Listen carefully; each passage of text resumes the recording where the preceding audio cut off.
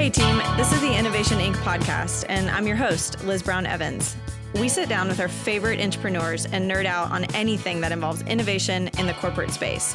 So if you work for a corporate company, but you think like an entrepreneur, we're your people, and we're really excited you're here. Before we jump in, a huge thank you to our sponsor and Inc. 5000 company, Apex Software. They create powerful custom software, websites, and mobile apps that take your business's innovative ideas and turn them into realities. Reach out today to get a quote at apexsoftware.com. All right, everyone, let's get to it. Hey guys, it is Liz. I'm back with the Innovation Inc. podcast series. Garrett's reminding me to smile while I record this. We are very excited today to have on two very different companies, but we're going to talk about innovation in the industry. So we're starting a new, I guess you could call it a series, but we're going to start bringing on some of our friends from the world of big companies, big corporations, and some of our friends at startups and in the world of entrepreneurship to talk about innovation in a space that they both share. So the first two guinea pigs who just quickly signed up for this experiment were Liz Basner from A&W and Mo Sloan from Easy Chow. So quick intros of both of them, and I'll let you guys speak to both of who you are. Liz Basner, like I said, is with A&W. If you haven't had a root beer lately, here's a friendly reminder to let yourself go have one. And Mo Sloan, I think that's all the intro A&W needs. Hopefully the brand recognition is strong enough. Mo Sloan is with Easy Chow. They were the 2019 winner of 5 Across. They help small business, small restaurants, I think that's how you guys would say it, do access better technology and point of service. I'm going to let you do the intro first, Mo, because I think I just butchered that. So, but we're really excited about, you guys really launched at a perfect time before 2020 as well. I know you guys have been able to truly help so many small businesses in the last year and a half. So, but why don't you tell us a little bit about what you guys do? And then Liz, we'll hop to you in your job description. And then we'll get into talking about innovation. Sure. Thank you. My name is Mohammed. I go by Mo Sloan, founder and CEO of Easy Chow.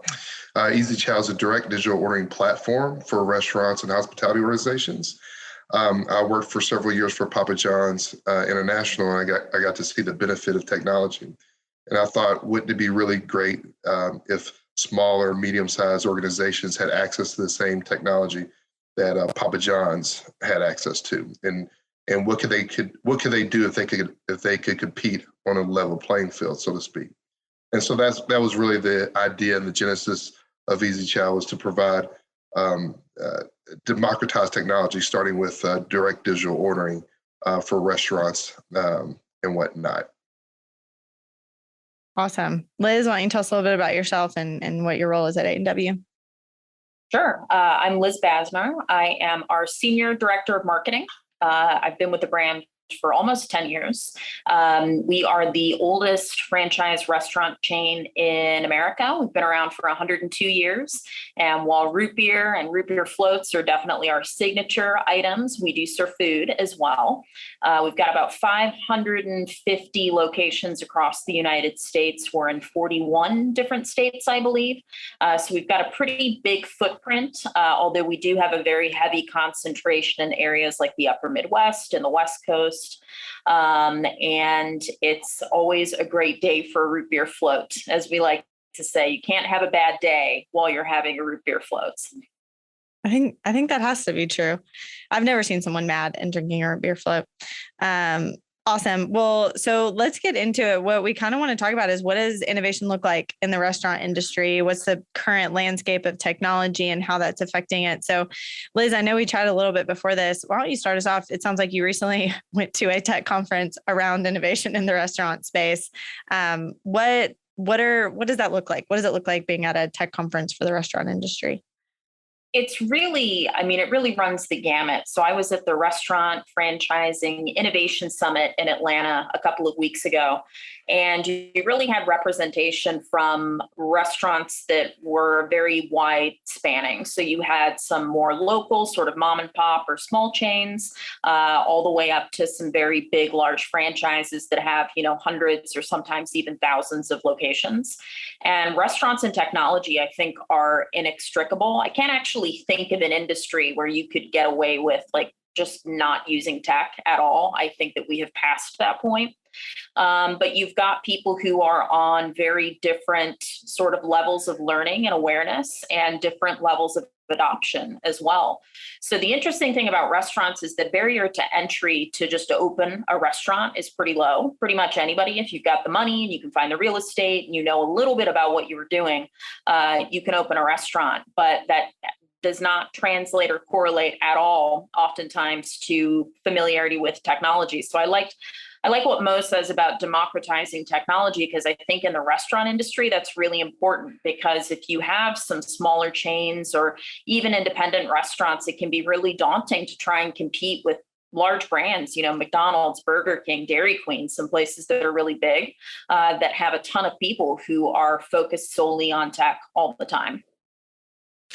So, and Liz, I think it's interesting because we've talked a little bit. Your customer isn't just the end consumer. Your customer, Liz, is the franchisee. Is that a fair way of saying that? I mean, you also service your franchise locations. That's really who we service first. So we kind of have two customers, an A and a B customer. Our A customer is the franchisee. We want to set them up to run successful restaurants and to make sure that they have all the tools that are needed to do so.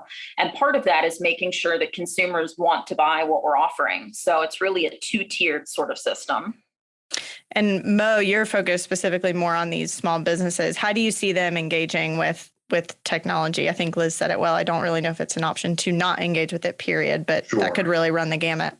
Well, actually, there's a lot of similarities between what Liz described in our business model as well. So we're a B2B2C, which means that our customers are indeed the merchants. However, their customers are customers of the platform, and ultimately, their success is our success. And that's the way we really look at it, as a partnership between merchants of all sizes and us, with the goal of helping them. But from a technology standpoint, the way we see the landscape is it's really kind of based upon my experiences in corporate IT specifically. I've not only have food hospitality experience working for Papa John's, but also got insurance experience, pharmacy experience working for Humana, logistical experience working for United Parcel Service, and financial experience working from a bank. But my point in all this is that what we're really seeing is especially in the restaurant space, is that you're no longer necessarily a barbecue joint. You're no longer a pizza joint. You're no longer a burger joint. You're a tech company that sells burgers. You're a tech company that sells milkshakes. You're a tech company that sells barbecue.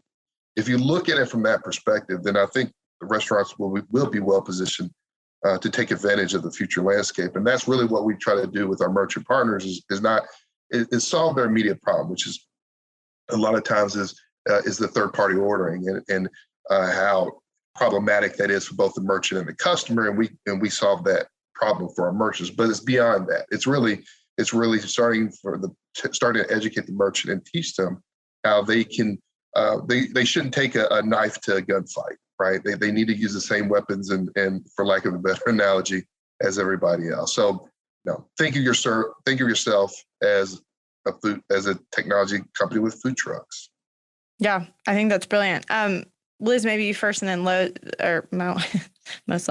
Mo, speak to your customers. So I feel like that's where we're going. These are essentially, you're kind of an integrated tech company that also sells food. How does that differentiate from where a lot of either restaurant owners or franchisees are now? Like, what is the current state of engagement with technology? I imagine it's not as easy as you give them tech and then they adopt it and they never look back.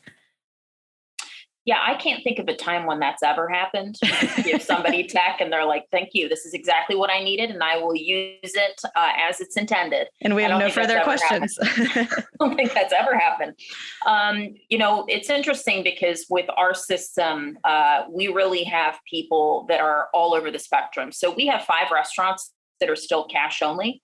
One of those restaurants does not have a dining room. It's still like a food stand. So they've got parking spots. It's like a drive-in. It is all of these are older restaurants as well, as you can imagine.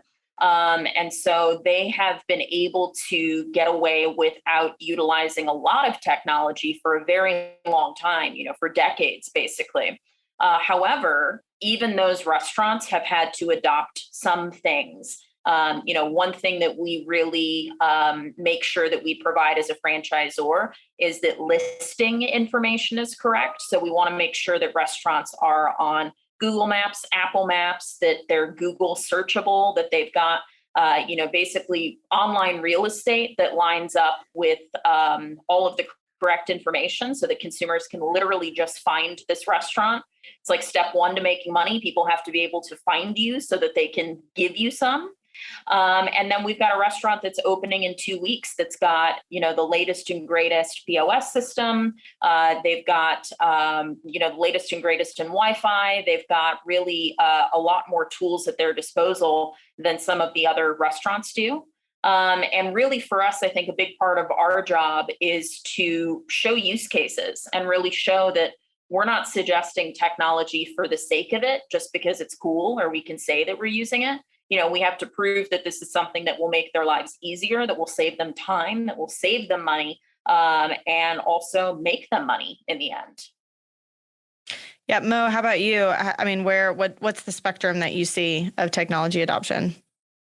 Yeah, well, the spectrum that we see is kind of really we're in the area of making them money, right? So when you start looking at our solution versus other solutions out there, specifically third-party applications such as Uber Eats, Postmates, et cetera, you really see our value proposition, which is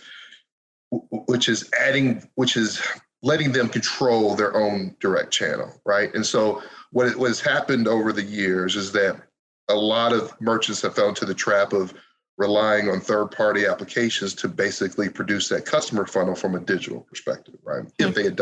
If they adopt digital ordering, and while that's okay, that really lessens the brand and the merchant's control over their own brand, because then they basically become a wholesale business to the Grubhubs and Uber Eats of the world. So that's one aspect, and then the other aspect is we are working with some merchants who have a little bit more sophisticated operations, and we incorporate technology in various ways, from loyalty integration potentially to delivery management system integration. So there's different levels of technology. It just really varies based upon the individual merchant.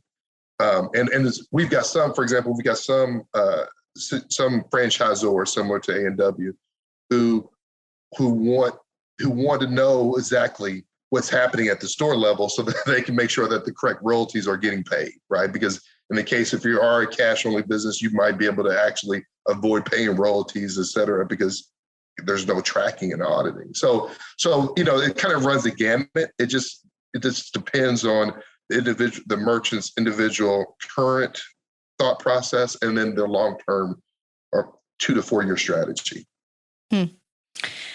I know I mentioned this when I talked to you guys before, but in my mind coming into this conversation, the restaurant is such an old industry, 120 years old, it sounds like, to be exact. I didn't know you guys were the oldest franchise.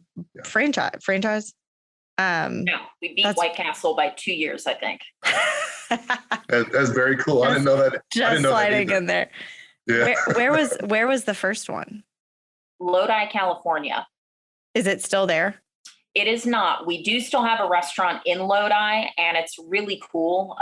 It actually serves as kind of an A&W museum. The owner is like a collector. He has a lot of really, really cool stuff. But there is a plaque in Lodi that denotes where it actually was. That's very cool. What's the oldest single location you guys have? Do you know? I think the oldest location we have is in Ohio. I think it's Ravenna, Ohio, and that's been open, I believe, since the late 40s. That is wild. That's just cool though. That makes me good job, A&W. It's a piece of American history that right there. 100%. Yeah. I mean, I even think of like pop culture that you see A&W in that just spans back decades. That's something to be proud of. In my mind though, because it spans back so long, it's sort of this like slow moving dinosaur industry, and maybe that's not entirely fair, but I think it doesn't. Liz, you said it well at the beginning. In order to get into the restaurant industry, you do not have to necessarily be high tech. You got to know how to cook and get people to come and give you cash. what do you guys see as the future? Like, what is needed for it to continue moving forward, sort of from an innovation perspective? It sounds like some of the tech is there. Maybe it's a matter of adoption. Is it a matter of education? Is it a matter of business owners actually understanding the ROI behind technology so that they know how to change? Liz, maybe you first. What is lacking?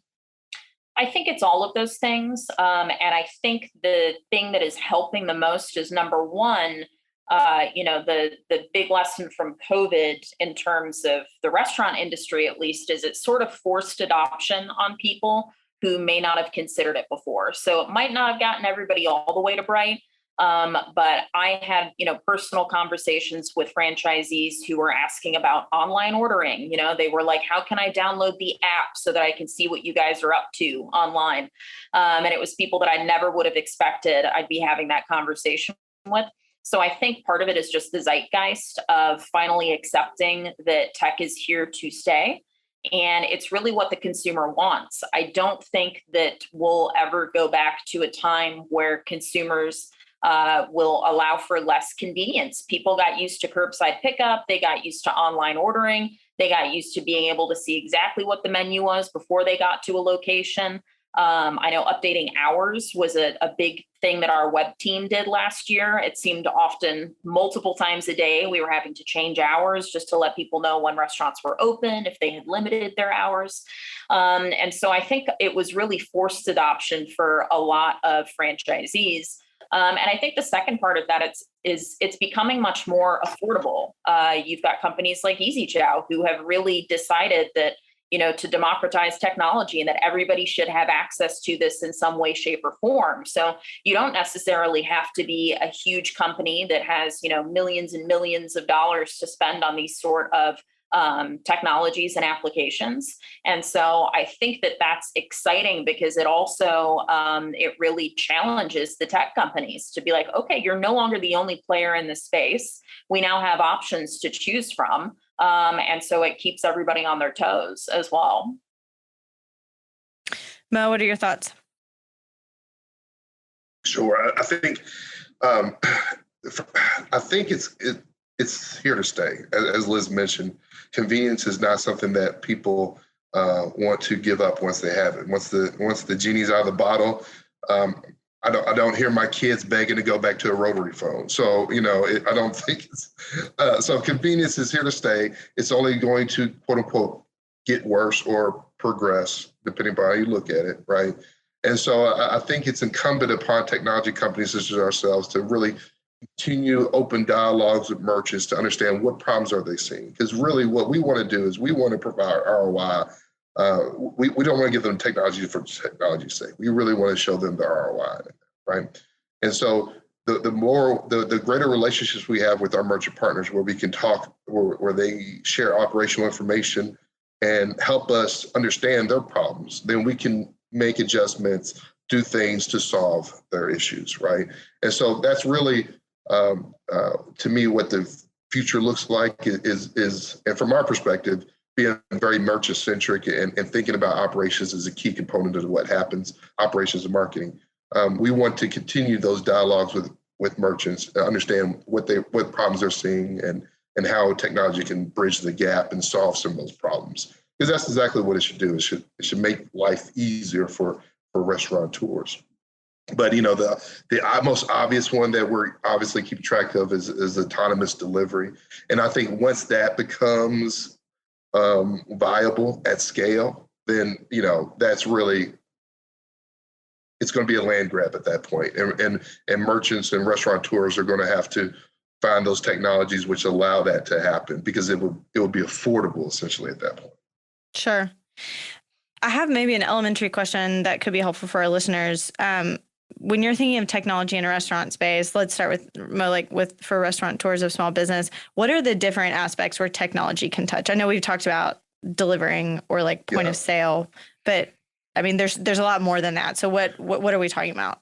Sure. I mean, so in the restaurant world, you really break it into the front of house and back of house, right?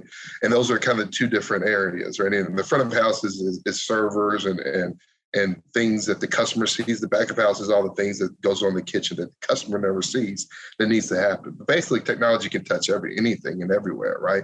From quick service automations, I'll give a plug out to QSR here locally.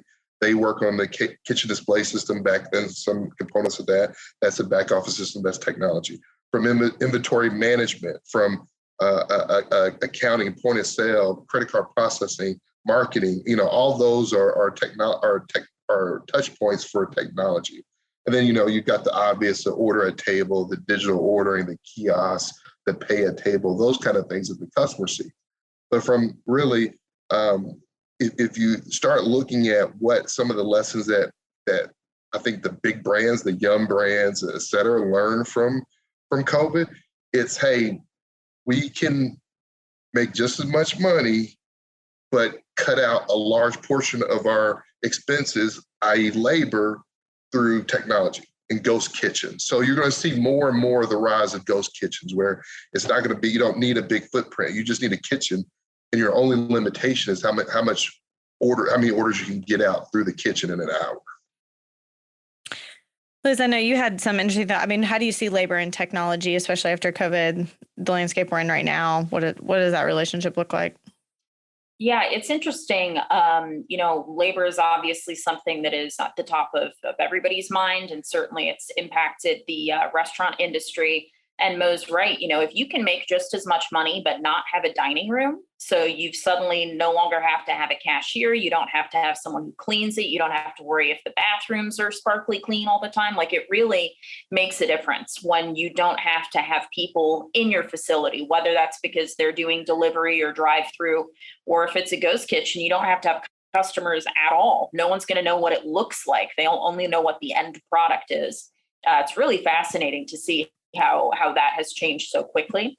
But I think that in terms of labor, we used to think about, like, at least I did, having like little robots in the back that are making your food and, just sort of taking people out of it altogether. I don't think that's where we're headed necessarily, although I have seen a pizza making robot that was pretty cool, but it looked expensive also.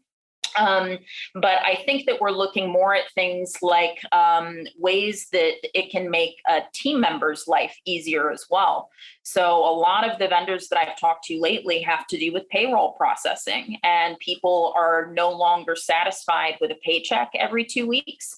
There are some people who want to get paid weekly. There are some people who would rather get cash directly deposited into their account. There are some people who would rather, have just some sort of like an online app portal that they can get paid into. There are companies now that will offer payment services today. So if you work 8 hours today, when you clock out, there is money automatically entered into your account. And so the convenience really doesn't just apply to consumers, but I think that it's something that team members are starting to expect as well. People don't want to go back to things like physically going to a restaurant to look at a paper schedule, like pinned to a bulletin board. They want to be able to log on online and see where all of their information is. I don't want to have to talk to somebody to get a W-2. Like, I only remember that once a year, and I want to be able to log in and get it when I need it. So I think that there's really two sides to it. It's not just labor for cost savings and for the consumer. It's labor and technology in terms of attracting people who are going to want to work for your company. I still remember I worked for Chick-fil-A in high school, going to the paper board after class to see if I was scheduled at the same time as my crush. And if we would be working together that evening or not. So his name was Steven. I hope he's doing great in life these days. Haven't seen him since the day I left for college. So switching topics a little bit, because Liz, you brought up some interesting things in our prep call, and we're kind of gonna get to the end of this recording, but let's talk about product development. So what made me think of it, you brought up pizza. It's wild what you can do with technology at this point. But tell us a little bit of what you guys are seeing from products, and then maybe we'll talk a little bit about advertising as well. Yeah, so it's really cool what you can do with products and just the way that data is ingested and aggregated and spit back out. So we've used a software program in the past, and you can use it in a couple of different ways. One way is you can say, I'd like to do a new high-end burger. and it will pull all of the burgers that any QSR in the United States has done in the last 10 years. It will show you how it performed, how it sold, what consumers thought of it. It ranks them on a scale. A lot of times it pulls in like actual advertisements, so you can see like what the promotional materials look like. The other way that you can use it is you can give a list of ingredients. So for example, we work with a lot of vendor partners, Hershey's, Reese's, different sauce companies. And sometimes we want to do a promo that really highlights one of those vendors. So you can put in a bunch of different ingredients and the software will spit back out a lot of suggestions to you of what you can actually put together.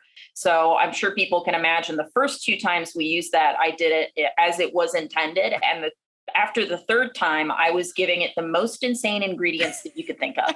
I was like, I've got marinara sauce and anchovies and ranch dressing and Sour Patch Kids. Like, go. What are you going to give me?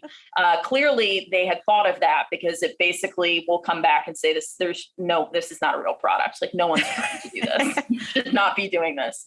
But it's just crazy because I think about, if we didn't have access to a tool like that, how long it would take to go through every single burger promo that every company has done in the last 10 years and then look up how it sold and then find out how consumers responded to it. You'd never be able to get anything done that way. You just wouldn't. You'd have to find a shortcut. So I think in ways like that, it's really interesting to see how tech is really helping with product development as well. Which I think, again, looking at that aggregate information, that gets into advertising as well, because with whether you're developing product or developing marketing campaigns, it's either a guessing game or you have the data to make correct decisions. But how is A&W, how are you guys engaging with, whether that's from marketing or a campaign perspective? Are you guys using much technology for that? That's probably, I'm assuming you guys are. How are you using it? We are, and this is like my favorite thing. This is probably the favorite aspect of my job. I love thinking about media, and I just find it fascinating. But even, I've been doing this job for 10 years. Even in the last 10 years, it is pretty crazy how far that industry has come. So, for us, it's all about spending our dollars wisely, and we are fairly regional. And so we don't want to just be blanketing our message to the entire country. So when we started advertising, we were basically doing some geolocation. So it was like, okay, we'll advertise online in areas that are within 10 miles of a restaurant. Today, we're advertising anywhere from a 3 to a 15-mile radius. We have access to partners who have credit card information so that we can specifically target like competitors. If you're going to a Culver's or a Dairy Queen, but you haven't used your credit card at an A&W ever, we can target you. You can get into people's, email accounts. You can follow their phones around. You can see what their friends and family are spending money on.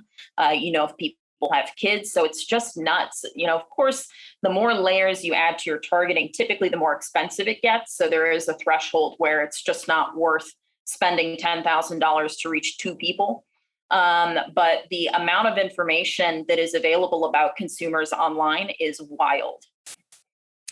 I'm sure I'm going to get NW ads after this recording. So thank you for that. I hope so. I was going to say, if someone's doing their job correctly, I will.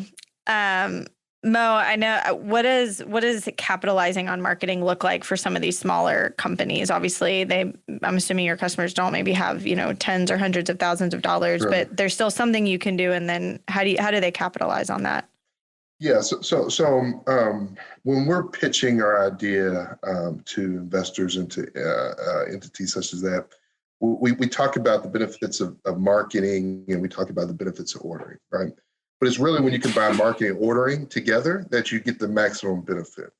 Because in the example that Liz gave, which is great examples, you still want some call to action. You want them to be able to complete something, right?